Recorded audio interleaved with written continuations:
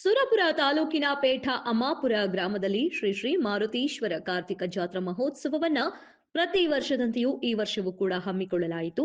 ವಿಶೇಷವಾಗಿ ಗ್ರಾಮದ ಮುಖ್ಯ ಬೀದಿಯಿಂದ ಶ್ರೀ ಆಂಜನೇಯ ಪಲ್ಲಕ್ಕಿಯನ್ನು ಭವ್ಯ ಅಲಂಕಾರದಿಂದ ಅಲಂಕರಿಸಿ ಸಾವಿರಾರು ಜನರು ಭವ್ಯ ಮೆರವಣಿಗೆಯೊಂದಿಗೆ ಸಾಗಿ ನಡೆದರು. ಹಾಗೂ ಜೋಗತಿಯರು ಕೂಡ ಕುಂಭ ಕಳಸವನ್ನ ತಲೆಯ ಮೇಲೆ ಇಟ್ಟುಕೊಂಡು ನೃತ್ಯ ಮಾಡಿದರು. ಡೊಳ್ಳಿನ ಕುಣಿತ, ಮೈಮುರುಗಳ ನೀರಿನ ಎರ್ಚಾಟ ನೋಡುಗರ ಮನ ಸೆಳೆಯಿತು. ಗ್ರಾಮದಲ್ಲಿ ಸಂತೋಷದ ವಾತಾವರಣ ಕಂಡುಬಂತು.